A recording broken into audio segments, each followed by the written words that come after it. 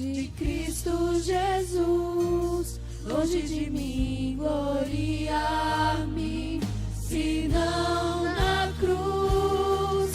Hoje aceito a graça de Jesus, trago no corpo as marcas de Cristo, crucificado com Ele. Posso hoje entender que fui resgatado pelo sangue na cruz. Hoje tenho as marcas de Cristo em meu viver. Hoje tenho as marcas de Cristo em meu viver.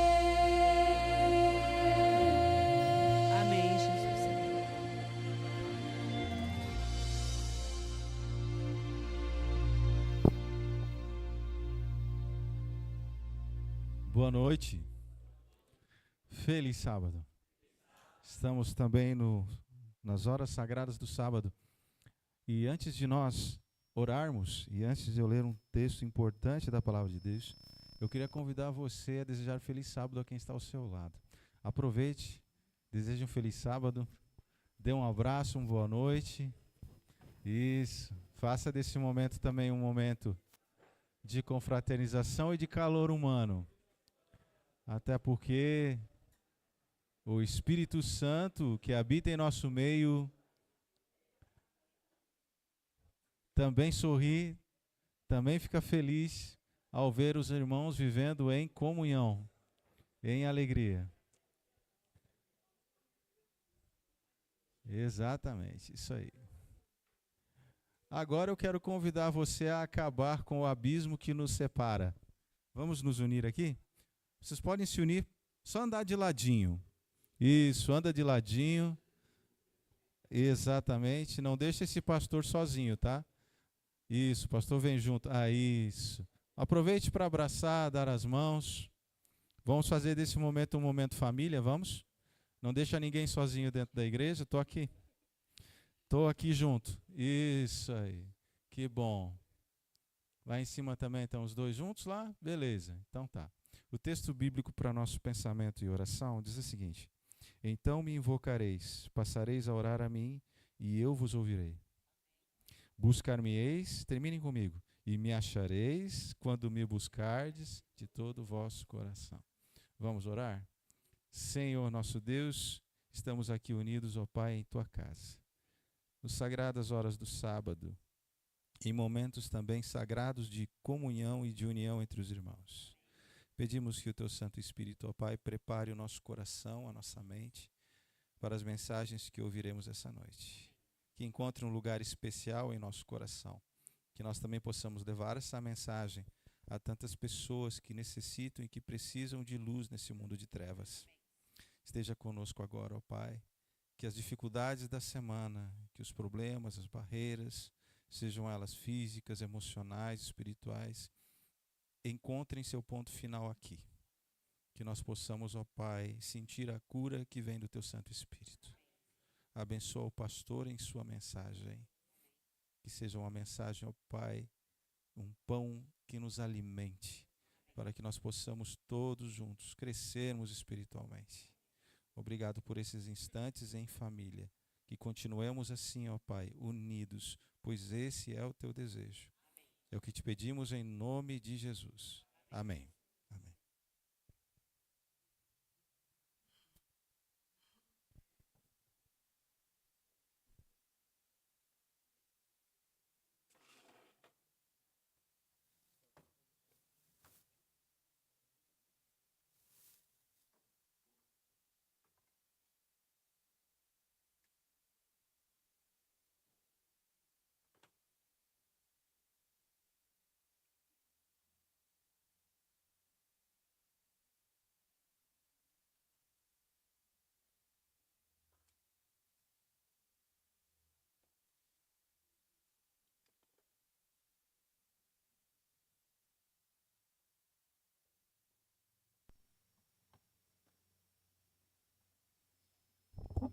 Boa noite. Que esse hino faça a gente refletir que nossa única tarefa é dar o primeiro passo até Cristo. E após isso, o caminho Ele conduz.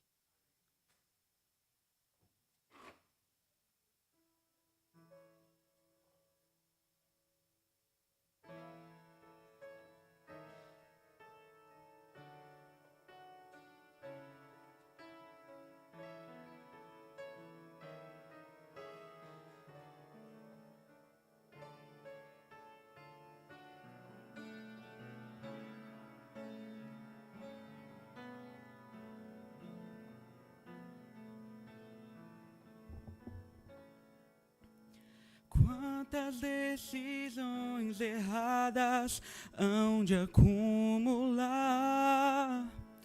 até perceber o quão distante está seu lar. Cada passo em falso faz a estrada esburacar, até rejeitar o amor de quem só fez amar. Não há limites ao pedido de perdão, não chega ao perdoado a condenação. O perdão só não alcança quem se recusa a pedir. De que vale a breve vida se o perdão ao outro medir? Pois não há medidas a quem estende o real perdão. Quantas decisões eternas hão de admirar, até a confiança integral depositar. Cada livramento, bronca e bênção faz aproximar, até transbordar o amor por quem só é amar. Não há limites ao pedido de perdão, não chega ao perdoado a condenação. O perdão só não alcança quem se recusa a pedir. De que vale a breve vida se o perdão ao outro medir? Pois não há medidas a quem estende o real perdão.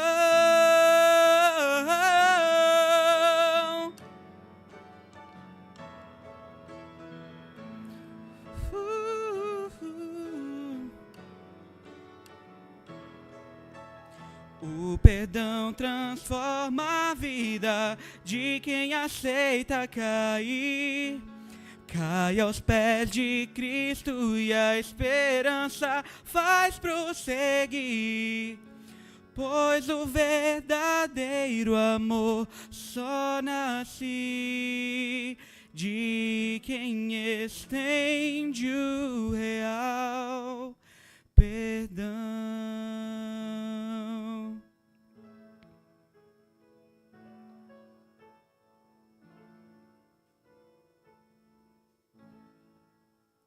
Amém?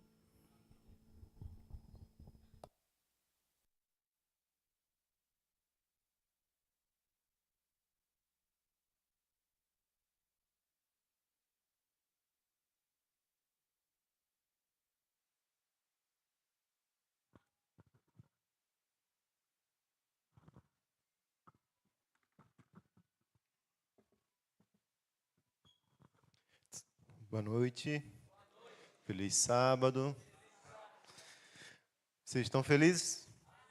Amém? Eu também estou feliz de poder estar aqui com vocês novamente.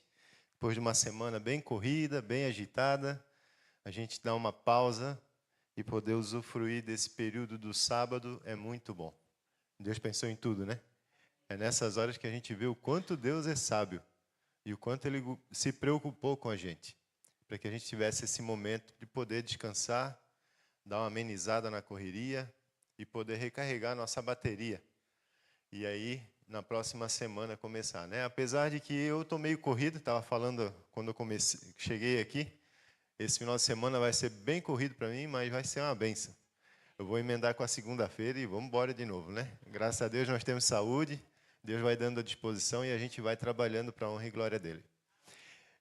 Eu quero fazer, antes de a gente começar aqui a falar um pouco sobre a palavra, sobre o tema de hoje, eu quero separar um momento para que a gente pudesse fazer um momento de oração, uma oração intercessora. A irmã, desculpa irmã, não lembro seu nome. Vanderlúcia, né? Ela expressou ali uma preocupação que ela tem com alguém muito querido dela lá do Nordeste, da Bahia, né? Pernambuco. E não chama pernambucano de baiano que não dá certo. Nada contra baiano, viu, irmão? Aqui Pernambuco e baiano... É igual aqui chamar catarinense de gaúcho, né? O catarinense não gosta, o gaúcho não gosta de ser chamado de catarinense, essas coisas aí. Mas tá bom. Vamos voltar aqui para o assunto. E tem um menino chamado César, de 9 anos, foi diagnosticado com leucemia. Leucemia? Meningite. Eita, tudo trocado hoje, né? Com meningite. E como fica o coração do pai, da mãe, da família, né? Fica bem apertado. Então, acho que é interessante a gente poder separar esse momento, como igreja, como irmãos, a gente poder interceder por esse menino, por essa família, né? É um período agora que eles vão ter que trabalhar, tratar essa criança e esperar um milagre de Deus.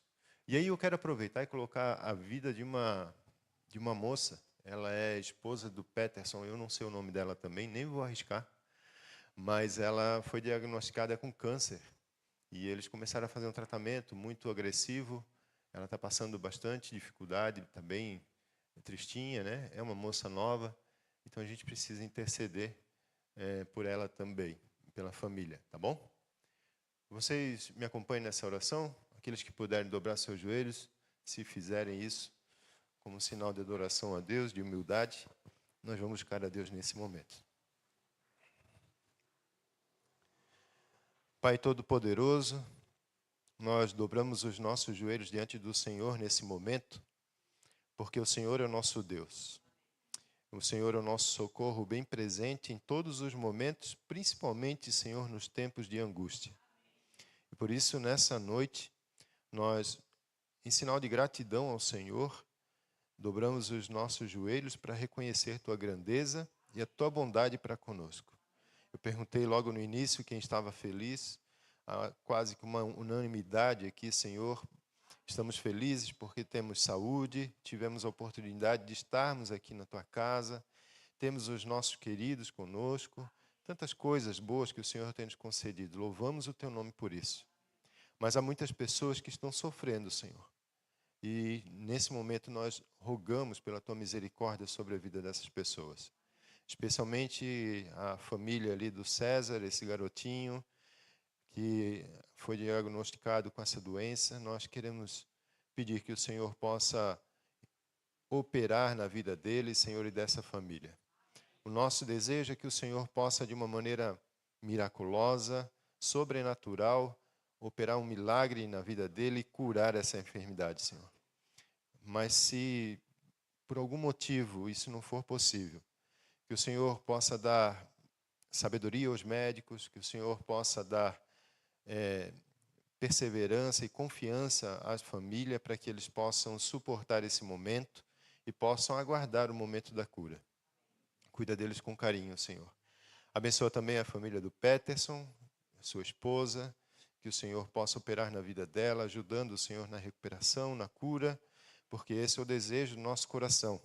Mas nós queremos deixar isso nas mãos do Senhor, confiando que o Senhor sabe o melhor para cada um de nós e confiando de que o Senhor tem muito, muito mais a dar para cada um de nós.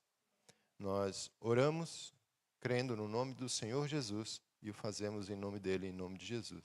Amém.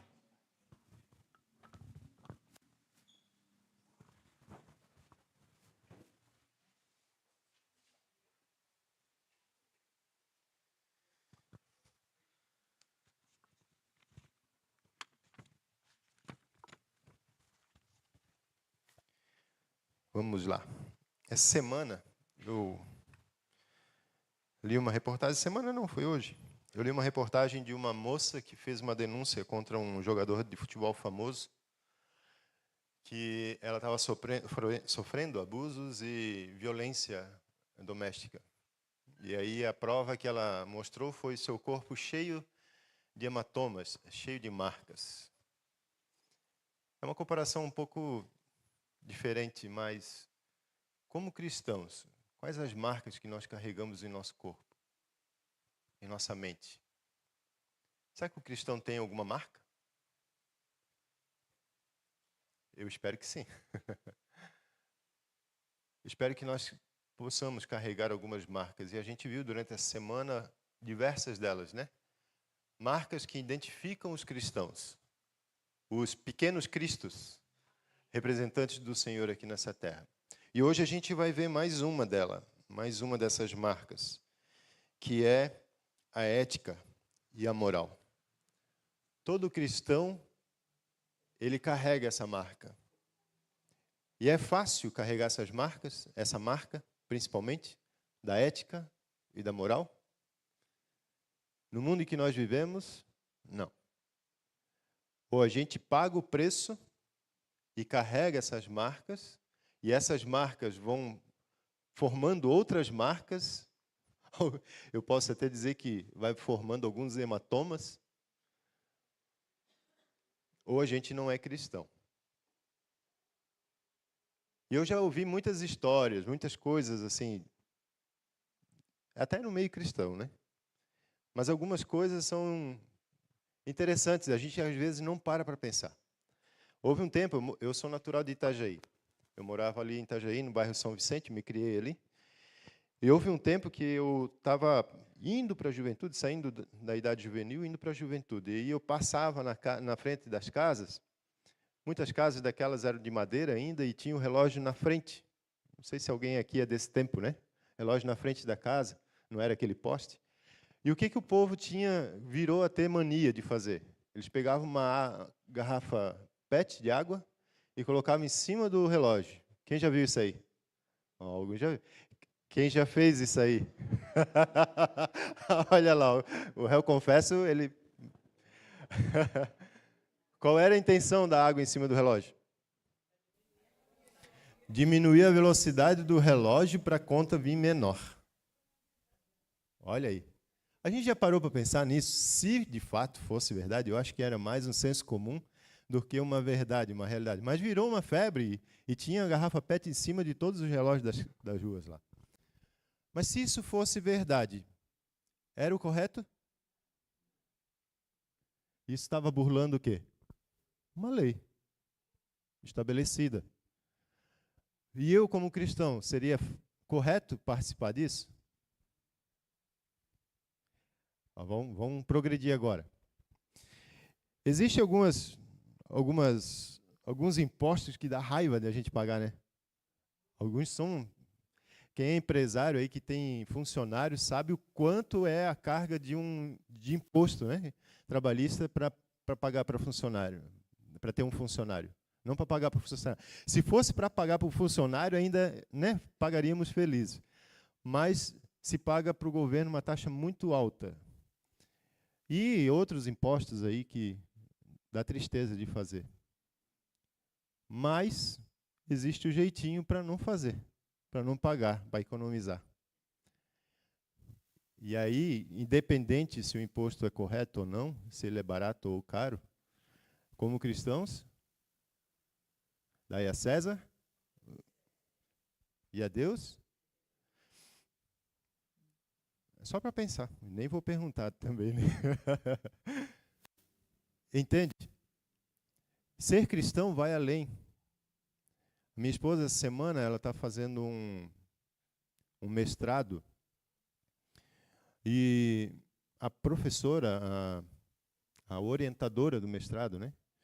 Ela se atrapalhou um pouco na orientação, ela não pôde ir com a família doente e tal. E essa semana ela mandou um áudio para minha esposa. E ela disse, olha, faz um e-mail para a banca e tal, explicando que tu teve que mudar de emprego, teve uma mudança de casa e tal, e que por isso não conseguiu terminar o trabalho de mestrado. Aí a minha esposa indignada, né? Como que eu vou fazer um e-mail falando isso se não é verdade? E aí o que está em jogo? Se ela não faz um e-mail explicando isso, o tempo dela já esgotou. E ela pode perder o curso. Ou ela faz o e-mail e continua o curso, ou ela perde o curso. E aí? O cristão, para ser verdadeiro, ele precisa entender que ele vai carregar algumas marcas. O quanto nós estamos dispostos a carregar essas marcas? Nós fazemos parcerias, a ADRA faz parceria com prefeituras para desenvolver projetos, né? E a gente recém assinou uma parceria com uma prefeitura do estado, não vou falar qual que é, só que eles têm umas regras de prestação de contas. Então, as regras dessa prefeitura é que a ADRA precisa gastar todo o recurso que a prefeitura passa e dentro do mês e prestar conta para que ele possa receber a próxima parcela e assim por diante. Mas existe um problema aí.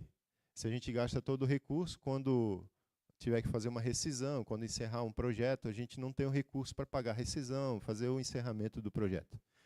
Então, eu tenho argumentado com eles sobre isso. E um dos conselhos que me deram dentro da prefeitura foi assim, vai lá, pega uma nota e coloca a nota e entrega a prestação de contas.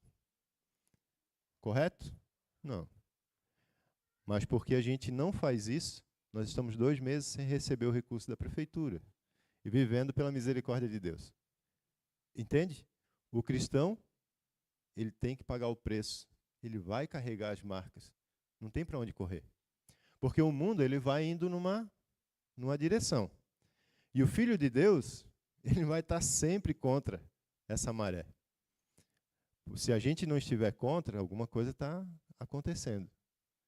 Porque Deus ele não prometeu em momento algum que a vida do cristão seria isenta de lutas. Mas aí, o que ele disse? Eu vou estar com vocês todos os dias. Até quando? Até a consumação dos séculos. Então a gente precisa permanecer fiel e ciente de alguns hematomas que a gente vai receber aí durante a caminhada. Tá bom? Então, o que é ética?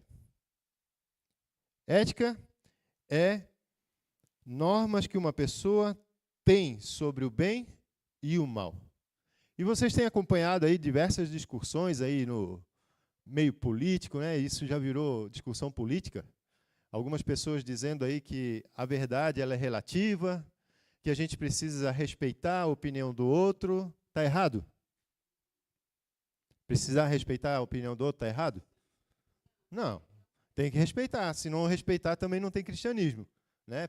Deus ele respeita a nossa decisão, a nossa opinião. Então, segundo o exemplo de Deus, a gente precisa respeitar a opinião do outro também. Mas agora, a verdade, cada um tem a sua? Ela é relativa? O que é verdade para mim pode não ser verdade para o Marcos, que gosta de abraçar? Não. A verdade precisa ser uma só. Porque senão é a verdade de um contra a verdade do outro. Sempre vai dar choque. Então, a gente precisa definir o que é verdade e o que é opinião. Certo? Eu posso ter um ônibus. A verdade é que o ônibus existe. E ele vai levar pessoas para Florianópolis. Agora, ele não pode levar cargas, areia, cimento, porque o ônibus não foi feito para isso. Então, a carga não é relativa, ela é verdade, ela é absoluta. O ônibus foi feito para levar pessoas. Apesar que algumas pessoas botam fruta, né? Mas isso é outro assunto. Pessoas. Isso é uma verdade. Não tem como mudar. Certo? Então, existem coisas que são verdade e não mudam. Agora, existe aquilo que eu gosto, aquilo que eu culturalmente carrego, mas a verdade ela precisa ser relativa. A absoluta, desculpa, isso aí. Só para ver se estava bem ligado aí no assunto. Certo?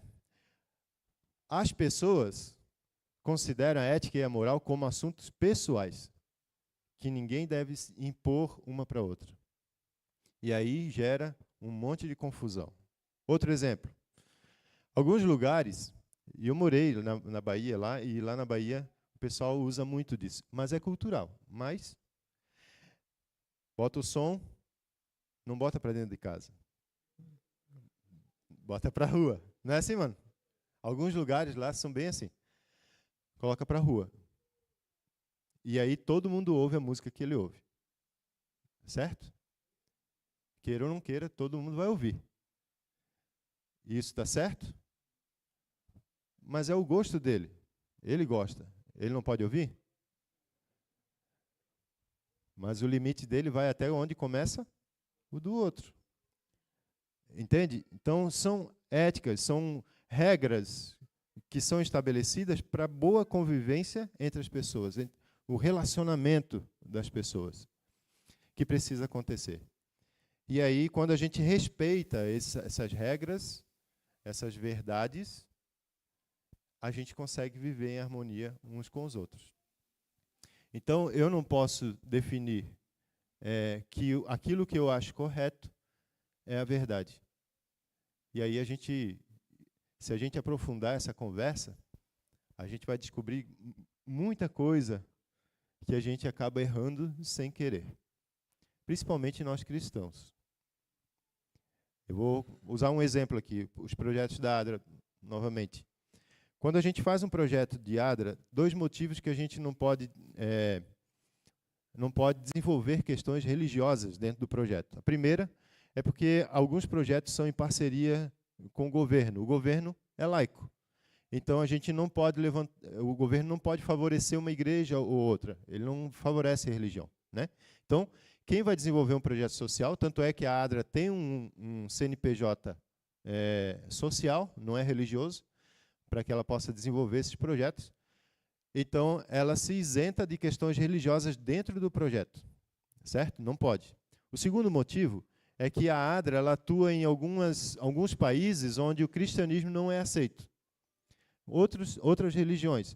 E que se souberem que quem está lá atuando pela ADRA atua de forma religiosa, faz parte de uma igreja, aquelas pessoas podem ser perseguidas, podem ser expulsas do país, podem ser presas e algumas até mortas. Certo? Então, a ADRA ela não promove culto, estudo bíblico dentro do projeto. Ela não faz isso. Ela evangeliza de outra forma. Só que, entre nós, adventistas do sétimo dia, nem sempre isso é visto com bons olhos. Uma pergunta que eu sempre vejo. Por que nós temos ADRA se não pode fazer estudo bíblico dentro do projeto? Faz um pouco de sentido, porque a nossa intenção é evangelizar. Mas não se evangeliza somente fazendo estudo bíblico. Não se evangeliza somente orando. Se evangeliza pregando através do testemunho. O método de Cristo era como? Ele se aproximava das pessoas. Segundo passo.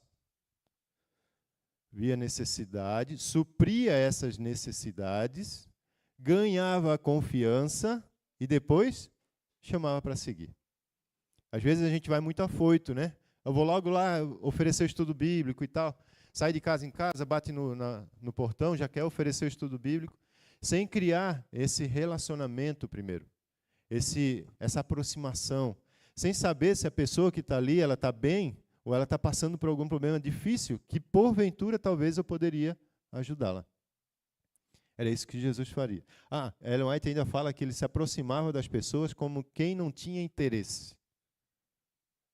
Não é? Então, a gente tem muito que aprender com Jesus, né? E aí, com o tempo, eu confesso para vocês que no começo eu fiquei meio conflitoso com essas ideias.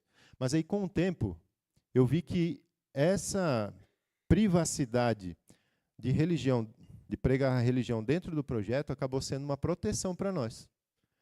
Porque imagina, a gente acolhe ali pessoas diferentes, pessoas de diferentes ideias, diferentes éticas, né? E diferentes religiões. Se a gente pudesse promover a nossa religião dentro do projeto, a gente teria que abrir para que eles pudessem manifestar a sua religião, a sua crença dentro do projeto. Imagina, algumas religiões dentro do projeto da igreja não seria muito legal, né? Então, isso acabou protegendo a gente também. Entende? Então, a gente precisa aprender a olhar para as coisas, para a vida como ela é, e a tratar isso com mais sabedoria, com mais ética. Mesmo como cristãos. Com mais cuidado. Lidar com as diferenças. E uma vez eu estava na igreja de São Vicente, lá eu era menor ainda, e aí entrou um pessoal para fazer um programa na igreja. E entrou um senhor barbado, eu não sei se eles já fizeram esse programa aqui, maltrapilho, e ele entrou meio cambaleando e sentou ali no banco da igreja, e aí já vieram alguns diáconos, já sentaram perto dele, e alguns já esboçou a vontade de tirar ele, porque começaram a entender que ele estava bêbado e poderia causar algum transtorno. E aí, quando alguém foi abordar ele começou a falar mais alto, e aí o pessoal começou a se agitar e tal. E quando fomos descobrir, ele era o pregador que ia pregar naquele sábado. Ele tinha feito uma introdução do sermão dele. Que tipo de reação a gente tem com aquilo que é diferente? Nós não somos obrigados a aceitar o diferente, nós não somos obrigados a promover o diferente, mas nós temos dever de aceitar o que é diferente e saber lidar com eles. Há muitas pessoas, hoje em dia, já virou moda, né, ser diferente de nós, que somos cristãos, que vivemos um padrãozinho. E como é que a gente lida com essas pessoas? Será que a gente esboça algum medo de alguma situação constrangedora? Enfim, Jesus, ele lidava com as pessoas de uma maneira ética, baseada na moral. E onde ele tirava a base moral para lidar com as pessoas? Na Bíblia. Salmo 40, versículo 8 diz: agrada-me fazer a tua vontade, ó Deus, a tua lei está dentro. A base moral de Deus está na Bíblia. Especificamente aonde? Nos 10 mandamentos. Na lei de Deus. Na lei que muita gente diz que foi abolida, né? E eu quero fazer uma dinâmica com vocês. Eu precisava de 7 pessoas aqui comigo. 7 pessoas. Pode ser o pessoal que está com mais sono, que daí já fica aqui em pé e já vai acordar. Vamos lá, 7. Eita, Irmandade, ninguém é voluntarioso aqui, hein? Eu vou chamar, hein? Vamos lá, mano. Aí, gostei de ver. Já está puxando aqui o pessoal. Isso, Marcos. Isso aí, meu irmão. Venha, venha.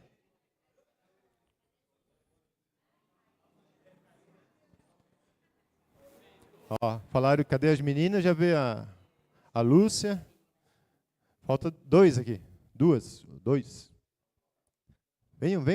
Vem, mano, vem. Vem. Aí, grande. Algumas pessoas argumentam que a lei ela não é necessária, que ela foi abolida, né? E aí a gente vai fazer aqui, vai construir uma argumentação para a gente ver se houve mesmo essa abolição da lei. Talvez alguns de vocês já viram essa dinâmica, mas ela é bem interessante. Como é que é teu nome, mano? Evandro. O Evandro, de agora em diante, vai ser chamado... Espera aí, deixa eu pegar minha cola. Vai ser chamado de...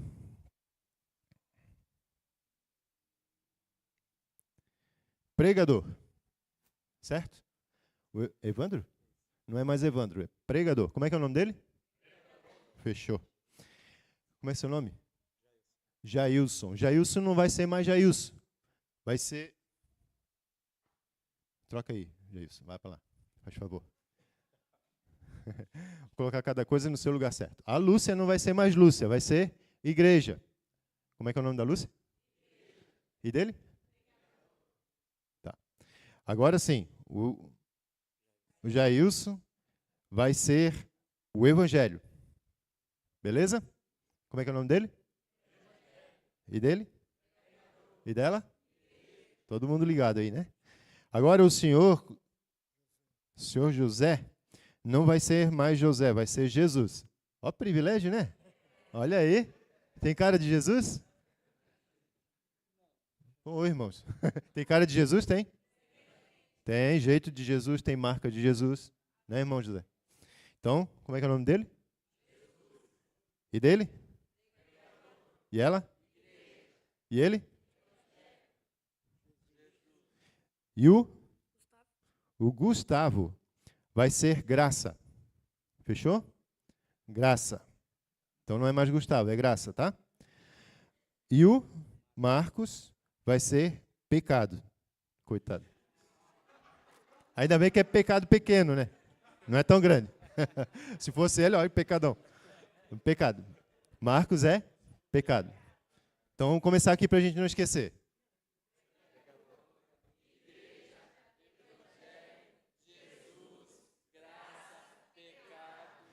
E ele vai ser lei.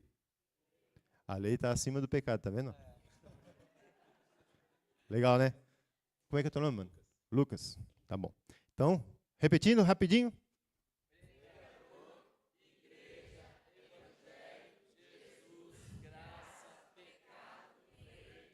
O que faz o pregador? Prega. Prega o quê? Mas ele prega onde? Na igreja. Então, o pregador, ele vai para a igreja pregar o... E o que é o evangelho? O que Jesus fez, né? O que Jesus fez? Nos trouxe a graça, que é o perdão do pecado. Opa, perdão do pecado, já adiantei lá.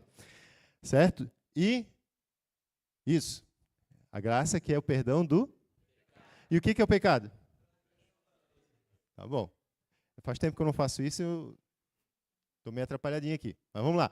O pregador vai para a igreja, prega o evangelho, fala de Jesus, que trouxe o perdão do pecado, que é a graça, né? Perdão do pecado, que é transgressão da lei.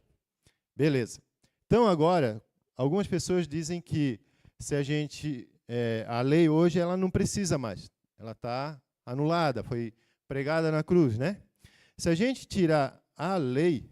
Pode sentar aí, irmão. Pode sentar no lado da tua amada ali, fica à vontade. Obrigado, tá, Lucas? Então, vamos lá. Agora a gente vai de novo. O pregador vai onde? Pregar o quê? O evangelho de Jesus, que nos trouxe, que é o perdão do... que é a transgressão da... Mas não tem lei. Então não tem pecado. Vai pecado. Vai pecadinho. Vamos lá. Então vamos de novo. O que é o pregador? Ele vai onde? Fazer o quê? O evangelho de quem? Que é o perdão, a graça do quê? Mas não tem pecado. Então não tem graça. Vai embora. Está sem graça. Obrigado, tá? Vamos lá.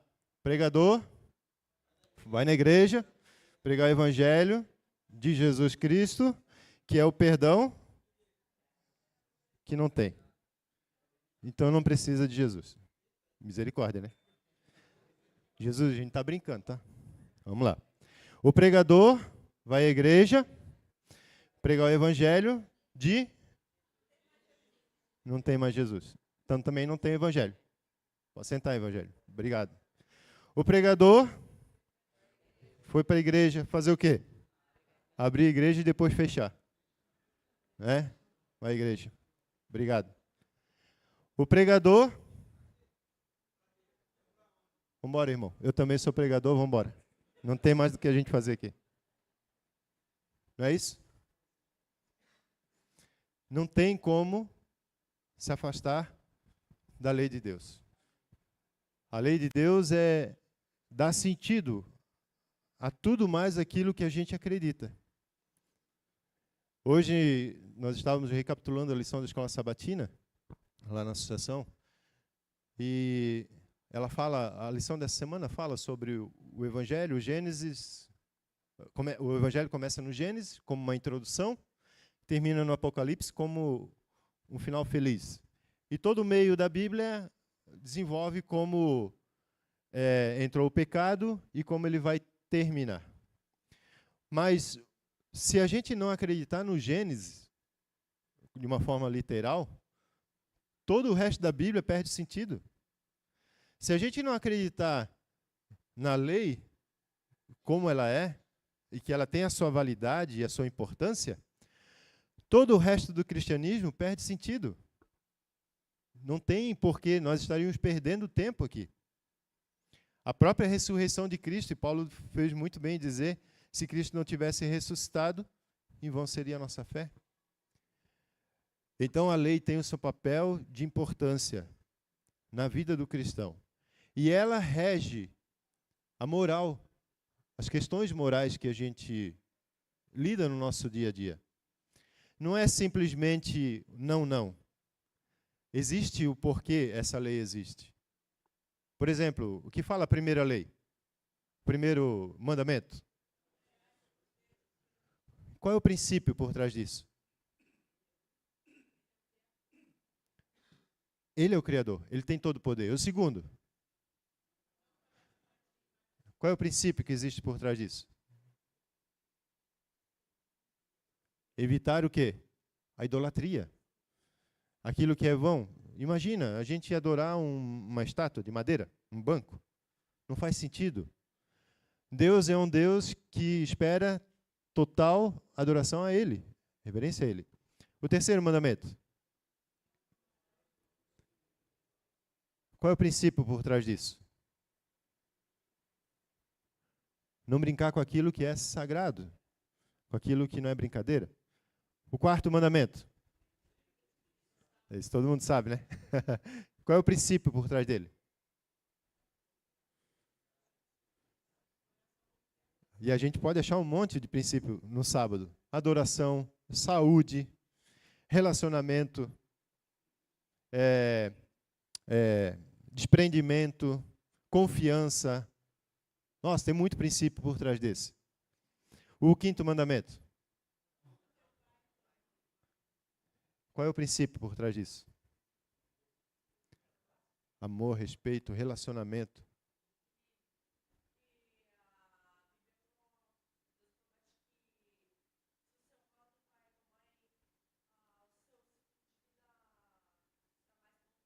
Isso. Mais feliz, parabéns. Isso mesmo. Ia falar, irmão? Não?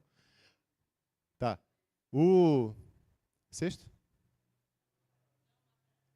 O sexto. Qual é o princípio por trás disso? Amor ao próximo, respeito à vida. O sétimo. E aí, qual é o princípio? Fidelidade e felicidade.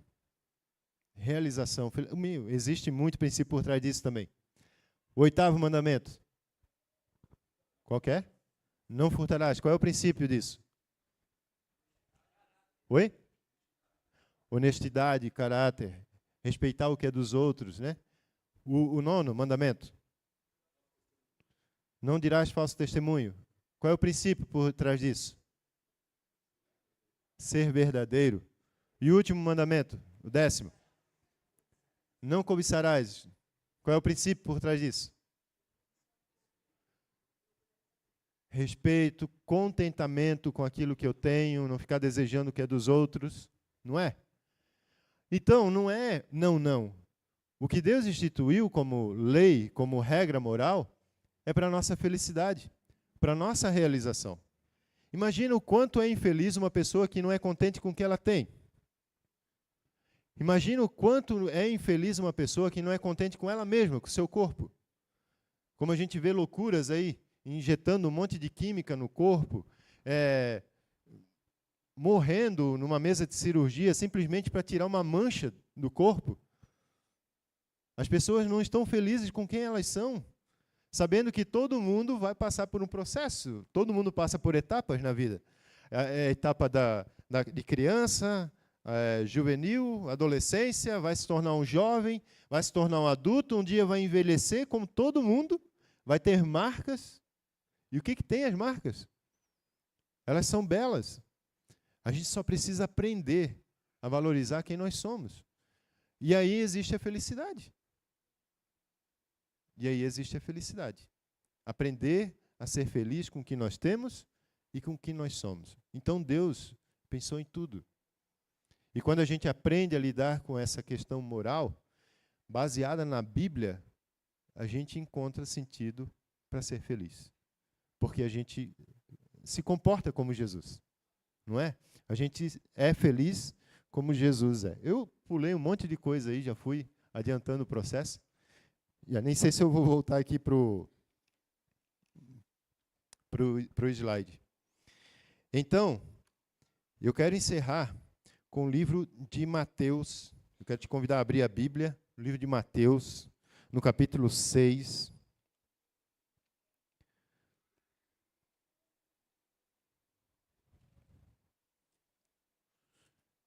Mateus, no capítulo 6, no verso 14 e 15. Se a lei de Deus, ela me ensina a ser melhor. Oi? 6. Verso 14 e 15. Se a lei de Deus me ensina a ser melhor e viver mais feliz. Mateus. Olha o que diz aqui o livro de Mateus, capítulo 6, versículo 14 e 15. Diz assim: porque se perdoardes aos homens as suas ofensas, também vosso Pai Celeste vos perdoará. Se, porém, não perdoardes aos homens as suas ofensas, tampouco o vosso Pai perdoará as vossas ofensas. Deixa eu ler mais um texto para vocês. São Mateus, capítulo, acho que é no próprio aí, 6. 6, versículo 32 ao 35. Olha só que interessante. 6, versículo 32 ao 35. É Mateus? É Lucas, desculpa. Não sei o que o Mateus foi fazer no lugar do Lucas ali. Lucas, capítulo 6, versículo 32 ao 35.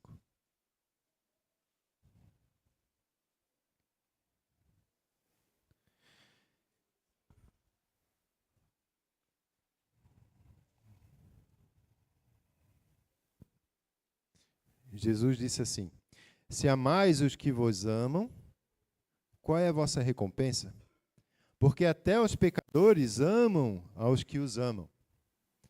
Se fizerdes o bem aos que vos fazem bem, qual é a vossa recompensa? Até os pecadores fazem isso.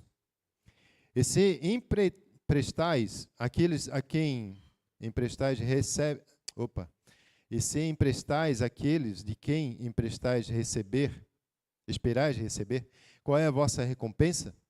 Também os pecadores emprestam aos pecadores, para receberem outro tanto. Amai, porém, quem? Eita! Amar a namorada cheirosa, bonita? Paz, é de boa, né? A esposa, né? Ei, Marcos? Chegar na igreja, abraçar todo mundo cheirosinho? Fácil, né? Agora, chegar lá fora, pegar uma pessoa mal cheirosa, toda machucada, que teve uma história de vida triste, e que está precisando de um abraço, não é fácil, não. Encontrar um leproso, que todo mundo gritava para que ele se afastasse, que jogavam pedra para que ele se afastasse, porque era contagioso, né? E tocar nessa pessoa com amor, com carinho, de maneira desinteressada, isso é cristão. Isso é cristianismo. E essa é a marca que a gente precisa carregar. É o que Jesus espera. Porque toda lei, ela nos leva a nos relacionar uns com os outros, a termos um relacionamento melhor uns com os outros, a respeitar as diferenças e colocar o amor acima dessas diferenças, dessas imperfeições. Vocês podem olhar um para o outro aí, podem olhar. Olha bem para a igreja aí, ó. Olha bem para os irmãos aí. Nós estamos bem aqui.